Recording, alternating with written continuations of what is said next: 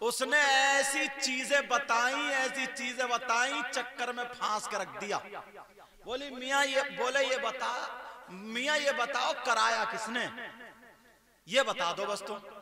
तो क्या बताऊं क्या किसने कराया, वो तेरे घर का ही है कोई, बात समझ गई, अब मत बोलो आगे, समझ गई। तभी रात को बर्तन खटर पटर कर रही थी, रात को पानी डाल रही। अब घर पहुंची, शौहर आया बेचारा थका मांदा काम करके। उसने पूछा क्या बात है? बोले बात क्या, तुम तो मरवा के दम लोगे, तुम ध्यान का दे रहे हो, तुम तो ये सोच रहे हो कि कल मरती हूं तो आज ही मर जाओ। बोले क्या मतलब? बोले मतलब क्या, मुझ पे जादू निकला, करा हुआ निकला, किसने कर दिया, कौन कराता, वही निकली तुम्हारे भैया की बीवी। हो गई घर घर में ऐसे। अल्लाह अल्लाह प्यारो, जरा मेरी तरफ तवज्जो दो, मेरी तरफ गौर करो, इस्लाम को पहचानो, इस्लाम को पहचानो। इस्लाम है क्या उसको देखो।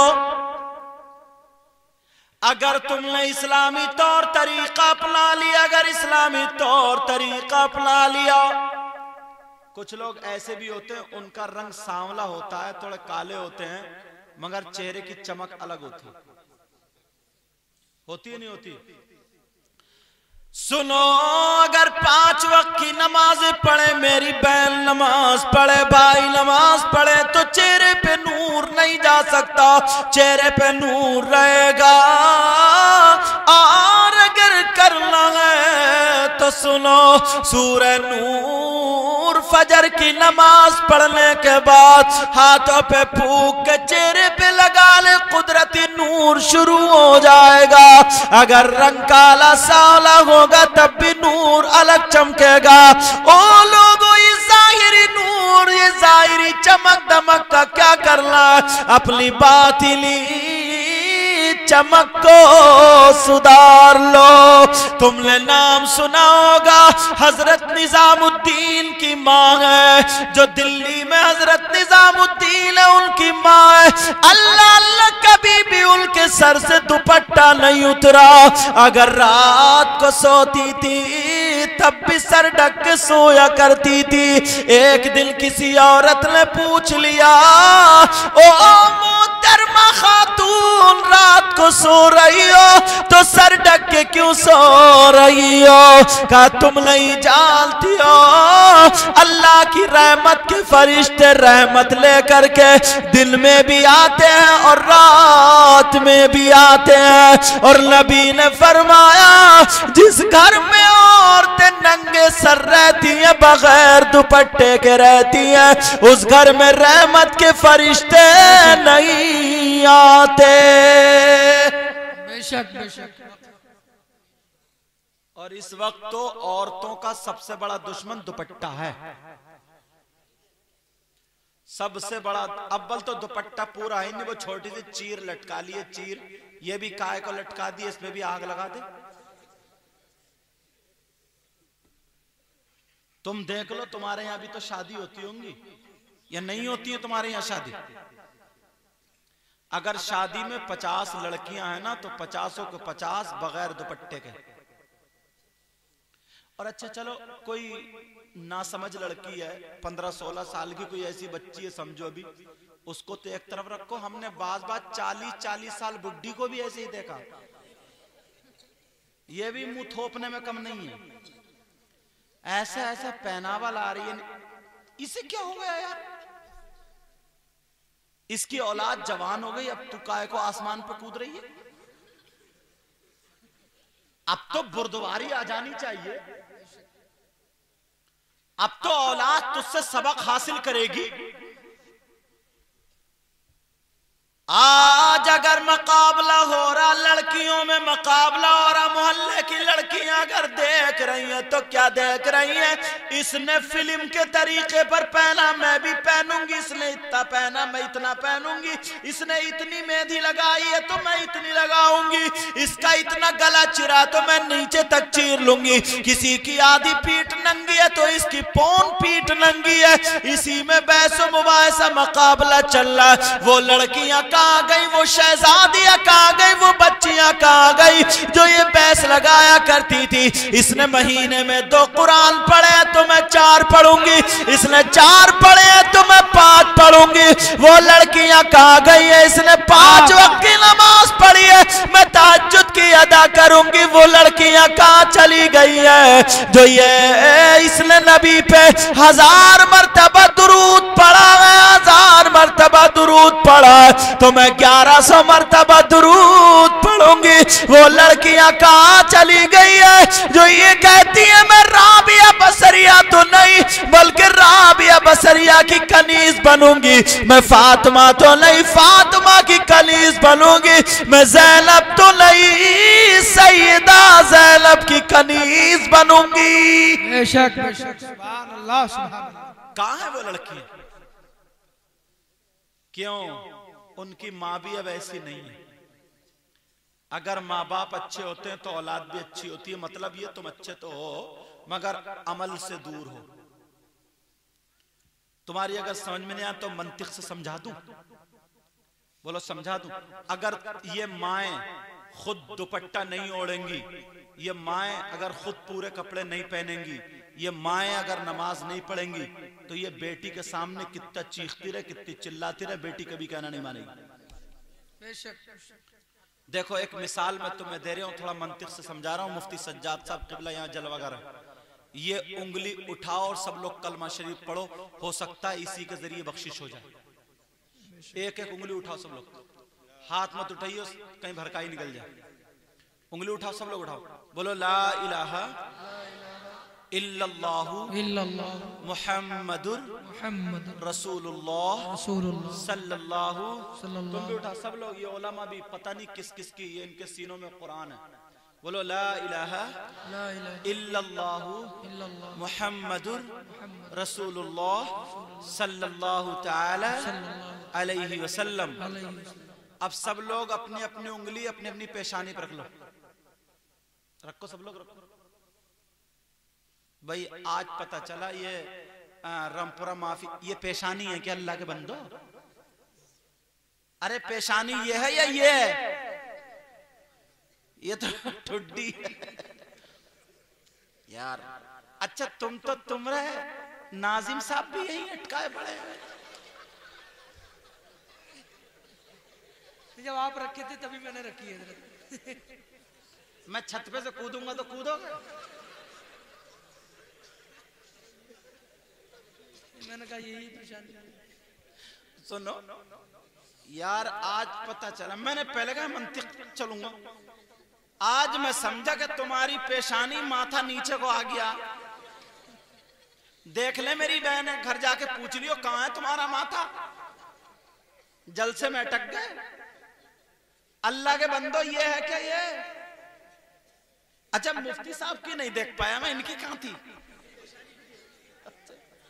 और चचा की हमारे? अच्छा,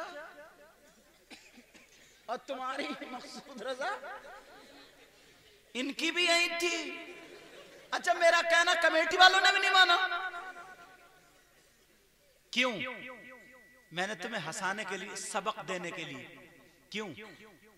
मैं माइक में बोल रहा हूं, तुम तक आवाज आ रही है और तुम समझदार हो, लेकिन एक ने भी मेरी नहीं सुनी। तुम इन्होंने मैक वालों ने भी नहीं सुनी। एक तो मेरी कोई ना कोई सुनी लेता, नाजिम साहब ने मुझे यही सुन लेते, शायर साहब भी यही अटकाए पड़े। बोलो एक तो एक ने भी नहीं माने। क्यों क्यों क्यों? सुनो, इसलिए मैं बोल कुछ और रहा हूं और मेरा अमल कुछ और है। तुम मेरे बोलने को नहीं देख रहे हो, मेरे करने को देख रहे हो, क्योंकि मैंने यहां पे रखी। अगर मैं यहां रखता तो तुम यहीं रखते, अगर मैं यहां रखता तो तुम यहीं रखते, अगर मैं यहां रखता तो तुम यहीं रखते। रखते या नहीं रखते? तो जब तुम मेरी नहीं मान रहे हो तो तुम्हारी औलाद तुम्हारी कहां से मानेगी जब तुम उल्टा करोगे तो? समझ गए मेरी बात? मेरी बहनें समझ गई? कितनी चीखती रहे, चिल्लाती रहे, कुछ भी करती रहे, जब तक ये खुद नहीं सुधरेंगी और तुम खुद नहीं सुधरोगे तब तक औलाद के चांस कम है। अगर सुधारना है तो पहले मुझे यहां रखना पड़ेगी, तो सब यहीं रखते। अब यहां रख के अगर मैं कहता पेशानी पे रखो तो एक भी गलती नहीं करता, इसलिए मैं खुद गलत नहीं था। और जब मैं गलत हो गया यहां रख के तो इन्होंने भी परवाह नहीं की। बेशक बेशक। और सैयद साहब की कहां थी? इनकी भी हुई होगी, पकड़े ये भी होंगे। अब बताओ इमामों का ये हाल है। मतलब ये है मेरी बहनों, तुम्हें खुद को सुधरना पड़ेगा, तुम्हें खुद को अमल करना पड़ेगा। अगर सुधार लाना है तो खुद सुधरना होगा। हजरत निजामुद्दीन की माँ, अब मेरी तरफ जरा वो छोड़ो, तवज्जो दो। हजरत निजामुद्दीन की माँ ने कभी सर से दुपट्टा नहीं उतारा। अल्लाह अल्लाह, एक रात ऐसा हुआ आपको बहुत ज्यादा नींद आ रही थी, तहज्जुद में कुरान पढ़ रही थी। कुरान पढ़ते पढ़ते नींद सी आने लगी। कुरान बंद करके दीवार से टेक लगा के आंख लगाने लगी। जैसे ही दीवार से टेक लगाई, नींद में चादर सर से उतर गई। जैसे ही उतरी, सैयदा फातिमा नबी की बेटी आ गई और आकर के चादर को उड़ा दिया। कहा बेटी चादर संभाल ले। कौन सी माँ ने अपनी बेटी का दुपट्टा संभाला? शहरों में जाओ, अब दूसरा एक और कट निकला है। पहले तो यहां तक, अब यहां से यहां तक का कटा हुआ हवा ले रही है। अरे इतना कटा हुआ इधर, पता नहीं क्या करके छोड़ेंगे लोग। अब हजरत दिल्ली में सूखा पड़ गया, कहत साली सूखा पड़ा, बारिश नहीं हो रही थी। लोगों ने सोचा यार ये नेक लोगों का घर है, वलियों का घर है, परहेजगार लोग हैं, चलो हजरत निजामुद्दीन तो बच्चे थे छोटे से, चलो चल के दुआ करा ले। चलो हजरत निजामुद्दीन के दरवाजे पे आए, ये तो छोटे से बच्चे थे। कहाँ है बेटा तुम्हारे अब्बू? कहा वो तो जंगल को गए इबादत करने। वो लोग पहले जंगल जाया करते थे इबादत करने, जंगल को चले गए। अच्छा, सब लोग मायूस होके जाने लगे। अब कौन दुआ करेगा? वही हमारी नजर में एक नेक आदमी थे, अल्लाह वाले थे, दुआ कर देते तो बारिश हो जाती। सब लोग जा रहे हैं। हजरत निजामुद्दीन आए हैं कि माँ ने पूछा बेटा कौन थे? कम्मी जान ऐसे ऐसे लोग आए थे और ये कह रहे थे हम कैसे दुआएं कराएं, दुआएं कराने आए थे, तुम्हारे अब्बू है ही नहीं। कहा बेटे घर से कोई खाली नहीं जाता है, जाओ जल्दी जाओ, सबको बुला लाओ और ऐसे उनसे कहने को बैठ जाओ, वुजू बना करके जैसे नमाज में बैठते हैं, अत्तहियात पढ़ते हैं। अल्लाह अल्लाह। हजरत निजामुद्दीन छोटे से थे, दौड़ते हुए गए, भागते हुए गए, कहने लगे चलो दुआ होगी। सब लोगों ने वुजू बना लिया, तहियात में जैसे बैठ गए। हजरत निजामुद्दीन की मां ने हजरत निजामुद्दीन का वुजू बनवा दिया। कह रही मेरे लाल कुल्ली ऐसे होती है, नाक में पानी ऐसे पड़ता है, चेहरा ऐसे धोया जाता। मेरी बहनें सुन ले, भाई सुन ले, कितनी माएँ ऐसी हैं जो अपनी छोटी बच्ची और बच्चे को वुजू का तरीका बताती हो। नहीं, बल्कि क्या करते हैं बताऊं? ये फुप्पो फुप्पो ये क्या करती हैं? देखा दादी बैठी है, इन्होंने निकाली, मुन्ने इधर आ। तो छोटा सा बच्चा आया दौड़ते हुए, चप्पल निकाली और जब दादी अम्मी के सर पे पटाख से मार गया। ये भागते हुए गए, कुटर कुटर दादी अम्मी के एक पटाख से मारी। दादी अम्मी चारों खाने चित्त बड़ी है और मुंह फैला रही है, हाँ, कितना अच्छा लग रहा है मारता हुआ। चच्चा है चच्चा, ये चच्चा ये भी कम नहीं है। कोई एक तो ऐसा होता जो घर को सुधारता। इसने मोबाइल खोला, उसमें डांस वगैरह निकाला, गाना निकाला और निकालने के बाद तकिए से किसी चीज से टेक लगा के रख दिया और वो उसमें नाच रहे हैं या नाच रही है। और ये छोटी सी भतीजी या भतीजा घोड़ा और ये उंगली पकड़ के उसको नचवा रहा, हाँ मुन्ने जरा डांस कर, हाँ मुन्नी डांस कर। कितना अच्छा सबक मिल गया। ये हमारे घर की तालीम है।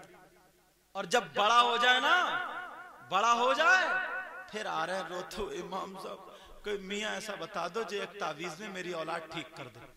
अब तावीज नहीं, तुम्हारे लिए डंडा होना चाहिए। तुमसे मुराद उन लोगों के लिए।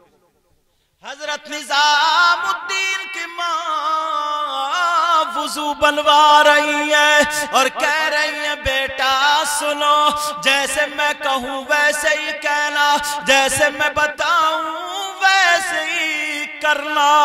छोटा बच्चा जैसे सुनता वैसे ही करता, कहता कहा माँ ठीक है, वुजू बनवा दिया। और वुजू बनाने के बाद हजरत निजामुद्दीन की माँ ने वो चादर ली जिस चादर पे सैयदा फातिमा का हाथ लगा था। उस चादर में से एक तागा निकाला और निकालने के बाद हजरत निजामुद्दीन की उंगली पे लपेट दिया। और लपेटने के बाद का बेटा जाओ सबके आगे चले जाना और जा करके ये हाथ उठा करके अल्लाह की बारगाह में ये कह देना, मौला परवरदिगार जिस चादर का ये तागा है, उस चादर पे जिसका हाथ लगा, उस हाथ के सदके में मौला बारिश कर दे। बेटा हाथ नीचे मत करना, जब तक मैं ना बुलाऊं आना मत, जब तक मैं ना कहूं हाथ नीचे मत करना। कितना वफादार बेटा था।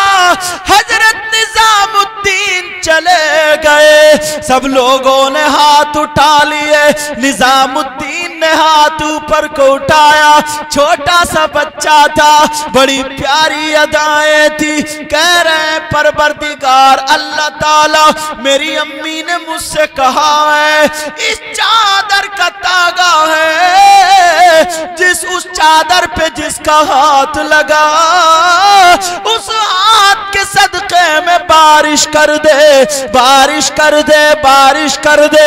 हजरत निजामुद्दीन कहते जा रहे अल्लाह अल्लाह। धूप से बादल घिर गया था, धूप थी अब बादल गिर गया।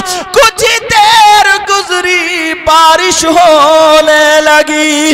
हजरत निजामुद्दीन इंतजार में है कि मेरी माँ मुझे आवाज देंगी तभी हाथ नीचे करूंगा, मेरी माँ मुझे बुलाएंगी तभी जाऊंगा। हाथ ऊपर है और कह रहे मौला बारिश कर दे। सारे लोग भीग गए, हजरत निजामुद्दीन भी भीग गए, लेकिन जाड़े में कपकपाने लगे। छोटा सा बच्चा था लेकिन कपकपाने लगा। माँ पर्दे की आड़ से देख रही है, मेरा लाल कैसे आवाज निकालूं, क्या करूं, बाहर गैर मर्द हैं, मेरे लाल क्या करूं। लेकिन माँ का कलेजा तड़प रहा है, मेरे बेटे आजा।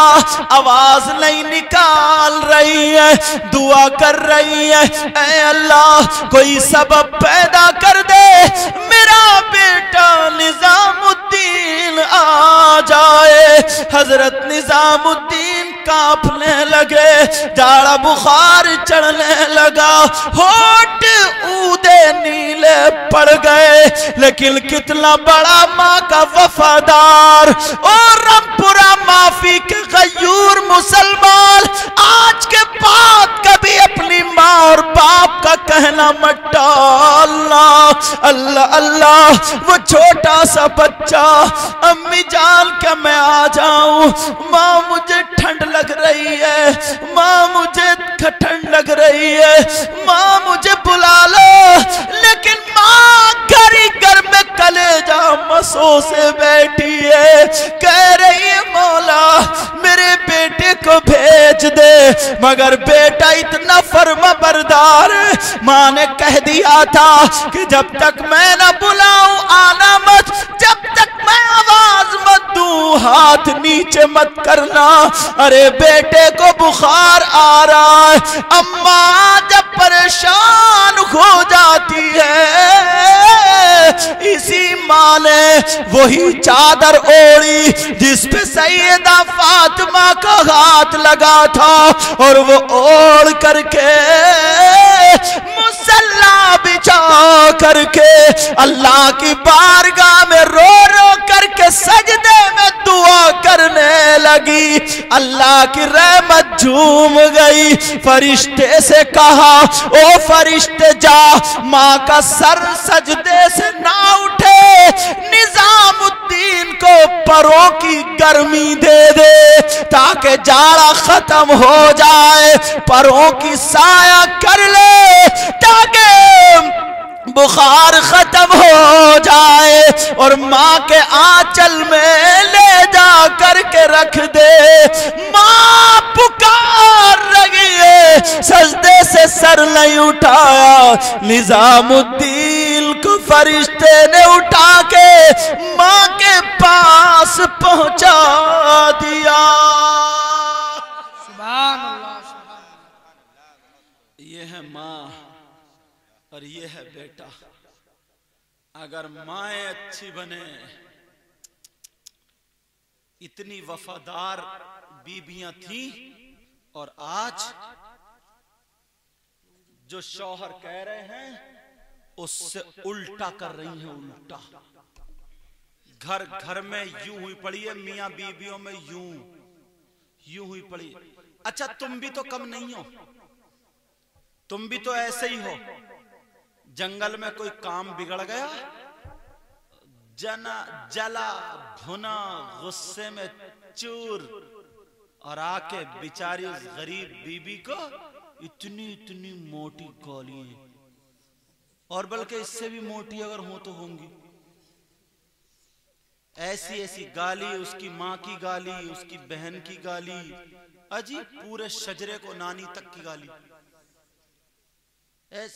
बताओ उस गरीब ने तुम्हारा क्या बिगाड़ा,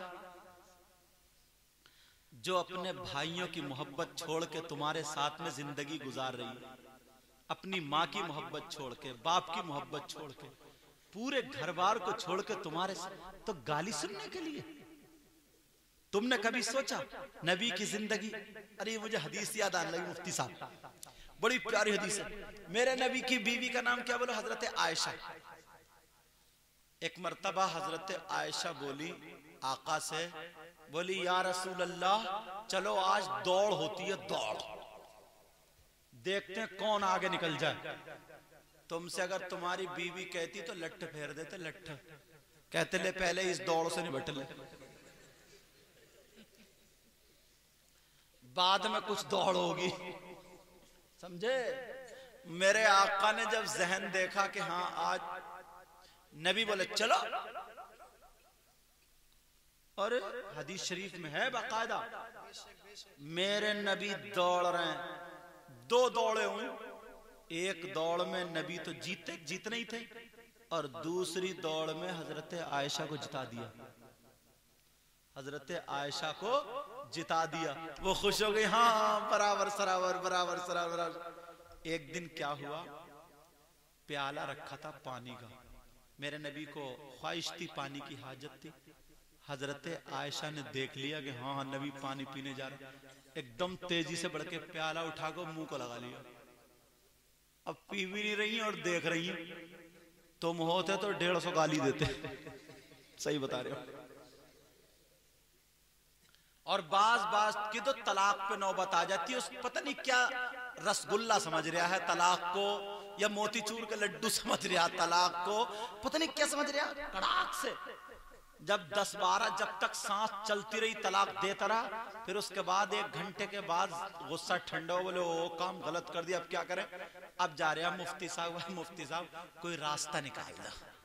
अब रास्ता निकाल रहा, तूने सांस ली थी बीच में। अब कह रहा मैंने 2 मरतबा दी है, कभी कह रहा 1 मरतबा। एक तो मेरे पास जसपुर में ऐसे आए, बोले सैयद साहब ये बताओ 2.5 तलाक दी, तलाक हुई कि नहीं हुई। मैंने कहा बाद में बताऊंगा, लेकिन पहले ये बता 2.5 तलाक तूने दी कैसे। बोले 2 तो पूरी दे दी थी और तीसरी दे रहा था, आधी दे पाया हूं, साली ने मुंह दबा लिया। मैंने कहा अच्छा रहा तेरा गला नहीं दबाया। मैंने कहा जा हो गई तेरी 2.5 से ही हो गई। बहरहाल अब हमारे घरों में तुम भी कम थोड़ी हो, बेचारी को खाली मूली सता रहे हो। और ये भी कम नहीं है।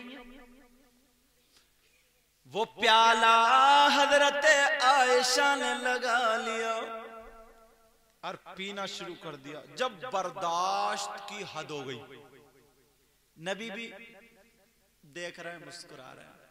अब जब हजरत आयशा को ये हो गया, अब नबी कुछ नहीं कहेंगे, प्यार में थे, नबी कुछ नहीं कहेंगे, तो प्याला पकड़ के दे दिया, लो पी लो। तुम होते तो मुंह पे मारते। बोलो है कि नहीं। अब प्याला दे दिया, ले तो लिया प्याला। लेने के बाद बोले आयशा एक वायदा है। क्या। बोले पानी तो पीऊंगा, मगर तुम्हें एक कहना मानना पड़ेगा। क्या। कि ये बताओ इस प्याले में तुम्हारे होठ कहां लगे थे। होठ कहां लगे थे। हजरत आयशा बोली यहां लगे थे। मेरे नबी ने वो प्याला घुमा के जहां पे हमारी आपकी माँ के हजरत आयशा के होठ लगे थे, मेरे नबी ने वहीं पे अपने होठ लगा करके पानी पी लिया। अब मुझे बताओ अगर मियाँ बीबी की जिंदगी नबी की तरस पे गुजरेगी तो कभी तलाक होगी। तलाक की नौबत आएगी नहीं आएगी। मामला दोनों ही तरफ से होता है। अल्लाह बरकतें फरमाए। एक लड़की मुझे याद आने लगी, पहली रात उसकी शादी की, पहली रात। कुछ ये कहते, मसाला सुनो, मसाला ये है मुफ्ती साहब तो आप जानते हैं, आपकी मौजूदगी में बताऊं। मसाला ये है कि मर्दों पर सबसे ज्यादा हक उसके माँ बाप का, औरतों पर सबसे ज्यादा हक उसके शौहर का। हर दिन नई नात और बयान सुनने के लिए हमारा चैनल अपना इजहरी नेटवर्क जरूर सब्सक्राइब करें और साथ में घंटी वाला बटन भी दबाएं।